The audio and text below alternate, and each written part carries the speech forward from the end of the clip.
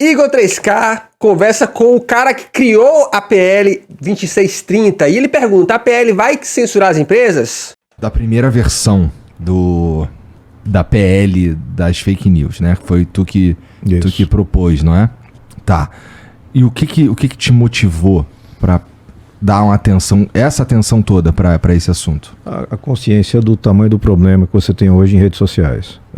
Eu sou delegado de polícia de carreira, né? Então, uma das coisas que eu fiz na polícia foi delegacia de crimes cibernéticos. Então, essa coisa que hoje você vê muito... Para quem não sabe, esse é o Alessandro Vieira, né? Ele é deputado, ele é delegado de polícia e, delegacia de crimes cibernéticos. Então, e foi ele que criou o texto inicial da PL, né?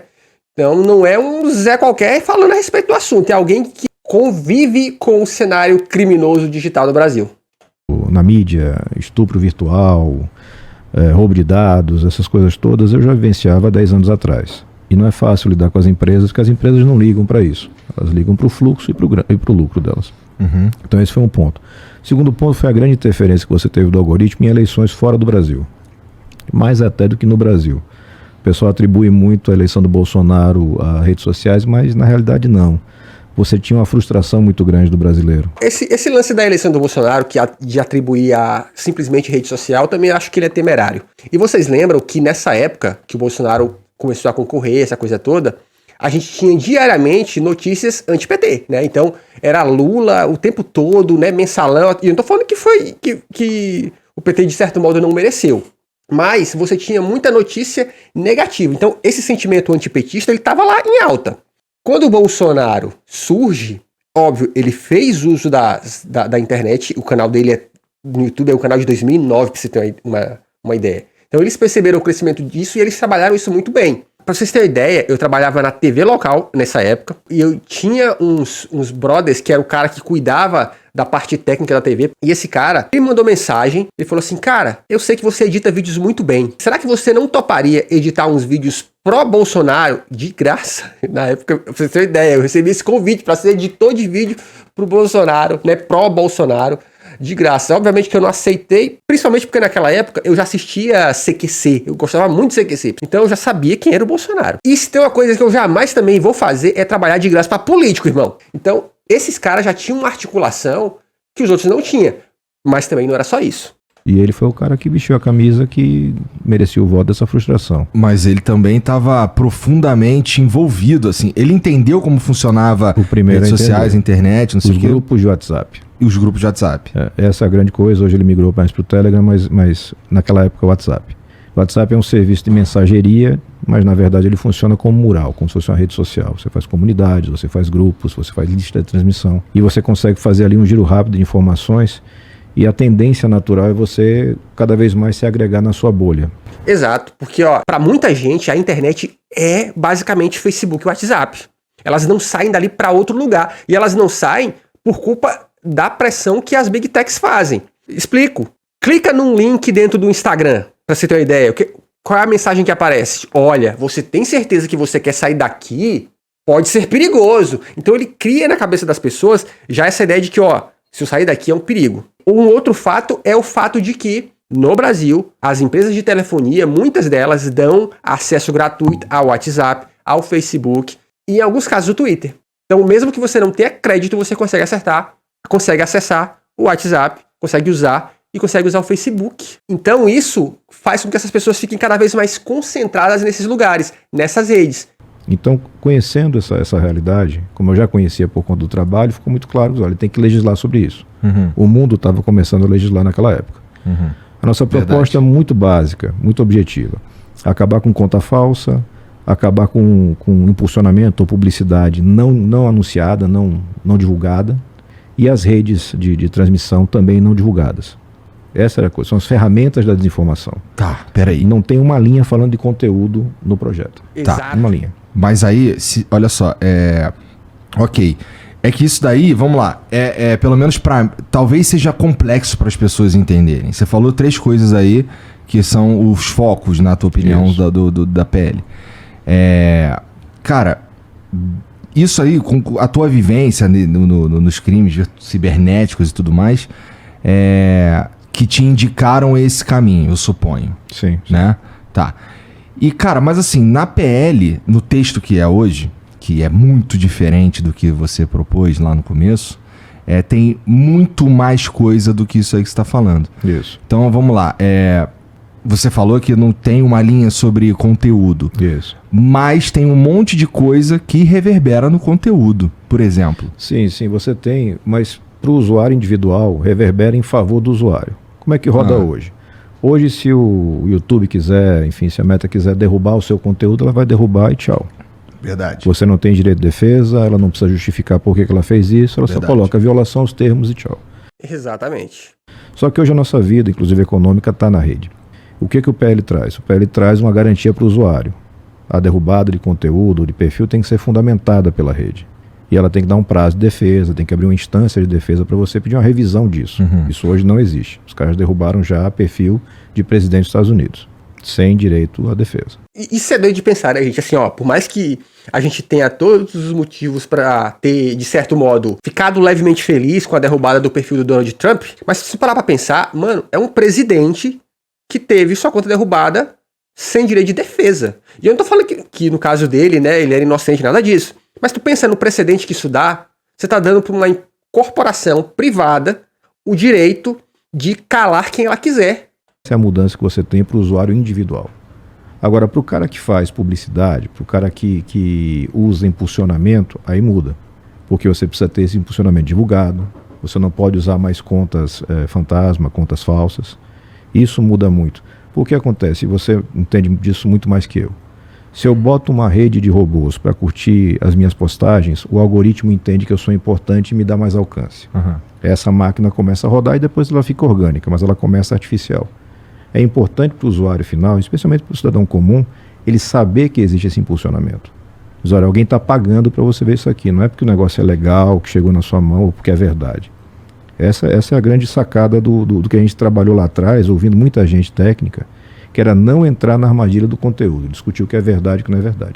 E esse é o ponto. A PL, que estão chamando de PL das fake news, ela não trata do conteúdo, ela não trata disso. Quem fica dizendo que a PL é sobre isso é justamente quem tá a fim de defender o endereço das Big Techs. Só que, de novo, cara, eu acho que em certo nível é legítimo as Big Techs defenderem os seus interesses. Só que como elas estão fazendo isso hoje é baseado em mentira e pânico. Isso não cabe fazer na lei, não tem como fazer na lei. Previamente eu vou dizer se você vai falar a verdade ou não, não tem como. Só Alexandre de Moraes que consegue adivinhar às vezes, mas tirando ele, ninguém consegue. Farpas. Você só consegue fazer a prevenção das ferramentas. Para quê? Para que fique valendo o que está na Constituição. Liberdade de opinião, vedado anonimato. Eu tenho que ter direito de localizar você se você cometeu crime. Hoje isso não é garantido. Então, a gente mexeu nas ferramentas, claro que depois o projeto andou muito, ele ficou na gaveta um tempão. O deputado Orlando Silva tirou da gaveta, enfim, relatoria, já fez várias versões, eu dei uma olhada agora na última versão do relatório, realmente acrescentou uma série de coisas, mas ele continua sem invadir a liberdade de opinião. Você não chega na regulação do que você pode ou não pode postar. Ele estabelece, ele sugere um dever de cuidado para a empresa. Diz, olha, se você foi alertada sobre o conteúdo e você continua dando vazão, você vai responder junto. Essa talvez seja uma coisa importante de se fazer. Lá atrás, quando surgiu a internet, naquele espírito de internet livre, um espaço aberto, você teve tanto aqui como nos Estados Unidos regulações parecidas. Aqui é o artigo 19 do Marco Civil da Internet. A empresa não é responsável. O responsável é o produtor de conteúdo. Só que hoje nós sabemos que a empresa não é neutra. Ela impulsiona, ela direciona, ela estabelece sistema de recomendação. Quando ela faz isso, ela se responsabiliza pelo conteúdo. Também acho, cara. E aí, ó, e aqui exige o famoso pensar complexo. Porque, para todos os efeitos, redes como o YouTube, por exemplo, ele está recomendando conteúdo o tempo inteiro. Então, que critérios ele usa para recomendar mais um conteúdo ou outro? Então, essa é a mudança que a gente quer fazer. A empresa assumir responsabilidade por aquilo que ela está fazendo. Tá, eu suponho que colocar isso no papel na forma de lei é muito difícil. Sim. Porque, vamos lá, eu li bastante coisa, anotei um monte de coisa, conversei com pessoas afetadas, conversei com o professor Gustavo Borges, que lida muito com isso daqui também. E, cara, tem uns pontos ali que, assim, o que você tá falando aí é até legal. Mas o que acontece? Tem umas paradas que ficam muito abertas. Por exemplo, no artigo 6 lá, tá falando sobre a plataforma ela pode ser punida no caso de um conteúdo problemático, né? Sim. Que talvez tenha a ver com isso que você falou aí agora. Isso. Hoje, a coisa funciona, e aí você me corrija se eu estiver errado, mas hoje a coisa funciona assim. Existe um conteúdo problemático, aquele conteúdo problemático é denunciado, as pessoas percebem que ele existe, denunciam e tudo mais, e a plataforma tem que tirar ele do ar, porque alguém decidiu que precisa tirar ele do ar. Lá dentro. Isso. Isso. E aí vai passar a ser uma parada que ela tem que tirar do ar. Na verdade, ela é punida pela existência daquele conteúdo. É isso? Só depois de notificação. Mesmo na última versão do relatório do Orlando, só existe essa responsabilização pós-notificação. Tá vendo? Tá vendo como criam na cabeça das pessoas a ideia de que vai censurar e pronto? Não, é só pós-notificação. Porque a notificação é a certeza de que a empresa sabia. A empresa sabia que tinha conteúdo. Vou lhe dar um exemplo concreto lá de trás. Teve uma época que rolava um negócio chamado Desafio da Baleia Azul na internet, que era de automutilação de crianças. Eu lembro que isso foi aparecer, inclusive, meses depois, na novela que passava na época, numa novela das 9 aí. Isso lá atrás. Esse conteúdo permaneceu nas redes indefinidamente. Esse é o tipo de situação que justifica você informar plataformas, olha, você tem conteúdo problemático, você tem que tomar um cuidado a mais. E dentro desse cuidado a mais, fazer retirada de conteúdo, remoção, sempre com direito de defesa para o usuário. Isso me parece fundamental, porque o alcance é muito grande. Não dá para eu pegar e jogar tudo nas costas da justiça no sentido de, olha, quem achou ruim, vá à justiça, a justiça vai fazer uma ordem. Na vida real não acontece. Na PL tá escrito pós-notificação? Pós-notificação. Pós-notificação. Tá bom. De novo, eu vou dar um desconto aqui pro Igor, porque em nenhum momento ele falou que leu, tá? Ele tá ali com as anotações que deram pra ele. Mas, de novo, quem tá questionando a PL não se deu ao trabalho de ler, irmão. Vou deixar anotado aqui. Porque isso é importante, na minha opinião. E, cara, assim, aí tá legal. Existem esses conteúdos que eles são claramente problemáticos, como esse da Baleia Azul. Isso aí é claramente problemático. E... Bom, isso foi em que ano, cara? Isso faz um tempão, né? Isso faz um tempão. 12 anos. Eu acho que hoje as coisas estão muito melhores, assim, do ponto de vista de como as plataformas elas se autorregulam. Acho que tá muito melhor. Você acha, Igor? Igor, eu acho curioso o Igor falar que acha que tá melhor. Igor, quando o Flow foi derrubado, foi desmonetizado todos os canais que são da empresa Flow. Você acha que elas estão melhor? Ano passado eu soube que elas já prestam muito mais atenção nas coisas. Mas, cara, existem coisas que elas não são necessariamente... Elas não são tão claras assim, né? E quem é que cuida desse tipo de coisa? Qual que é o órgão? Quem que é o cara que vai olhar e vai ser o cara que põe em efeito esse tipo de coisa? Isso é muito interessante. Na versão enfim, na última versão o Orlando tirou isso, mas na anterior tinha uma espécie de autoridade independente. Que a galera tava chamando de Ministério da Verdade. Ministério da Verdade. Mas quando você olhava o que estava escrito lá, não tinha nada a ver com o Ministério da Verdade. Era o órgão que vai receber, ou era o órgão que receberia os relatórios de transparência das empresas. Você cria algumas obrigações na lei. Você tem que dar publicidade para o que você faz, tá? Estou moderando conteúdo, está moderando como? Exato, porque olha aí, a gente até o chat falou sobre isso aqui mais cedo, que a plataforma diz o seguinte, eu retirei 50 mil vídeos de conteúdo problemático. Só que é ela falando isso e você quiser que acredite. A PL dizia o seguinte, você tirou, me manda um relatório para você saber que vídeos foram esses que você tirou. Porque senão tá só você falando que tirou e eu não sei se é verdade ou não. Qual é o volume, como é que é, qual é o critério, como é que isso acontece? Tem que ter alguém para receber esse relatório. Pode ser o CGI, que já regula a internet no Brasil, pode ser a Anatel, que tem muita gente falando sobre isso, ou pode ser uma autoridade nova. O que eu sugeri para o Orlando, e sempre respeitando o espaço de construção que é da Câmara dos Deputados agora. Se for criar alguma coisa, cria com a composição paritária e com a sociedade participando. Não joga no colo do executivo, porque sempre vai ter enfim... E, inclusive, dentro do projeto, esse órgão, né, a ideia, como ele falou, isso foi retirado, ele era bem plural. Tinha gente do Poder Legislativo, do Poder Judiciário, previa isso. Viés ideológico. Claro. Se você jogar no Executivo, não tem como. Sim. Então, você tem que fazer uma coisa mais independente, é interessante, talvez vinculado ao Congresso, não sei. Pode funcionar bem. Mas não pode entrar na discussão de conteúdo. Tudo que você tem dentro do projeto de lei, quando fala em conteúdo, fala vinculado aos termos de uso da plataforma, que é o que eles já fazem. Uhum. Eu coloco uma camada de segurança para os usuários, olha, você vai ter direito de defesa, você vai saber por que derrubaram o seu conteúdo, Mas ele só vai cair se for em desacordo com o termo de uso que você assinou junto com a plataforma. Fora disso, justiça. Justiça você não pode, constitucionalmente você não pode tirar nada do alcance da justiça. Mas é sempre dentro de um passo a passo. Então, assim, se você tira um pouco o preconceito com o projeto, no sentido, porra, vão tumultuar meu trabalho, vão cercear minha liberdade, e para ver o que ele tem de verdade, você percebe que você tem proteção ao usuário, você tem obrigação para cima das empresas, que ganham dinheiro pra caramba, já tem condições de controlar tudo, controlam tudo, mas controlam como eles querem. O cara diz, eu não quero um órgão independente brasileiro fiscalizando nada. Mas você aceita a multinacional fiscalizando? Felizão. Aí tá bom para você. Parece a Dilma reclamando quando hackearam os e-mails dela do Gmail. Você é presidente da República, usa Gmail? Pô, como é que você quer sigilo no seu e-mail? Teve isso mesmo, né, cara? Teve isso mesmo. Então, assim, tem algumas coisas que é muito... esse desconhecimento do que é hoje a internet.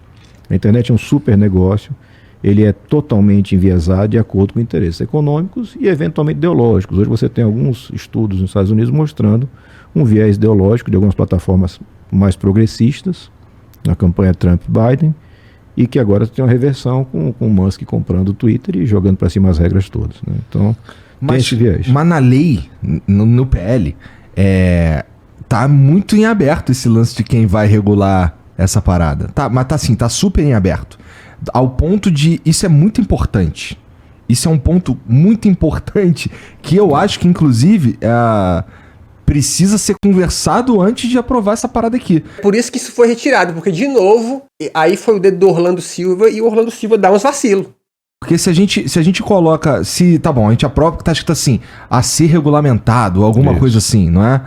Significa que a gente aprova isso aqui primeiro, depois a gente vê aqui quem é que vai regular essa parada aqui, vamos legislar de novo pra ver quem vai regular isso aqui, não sei o quê.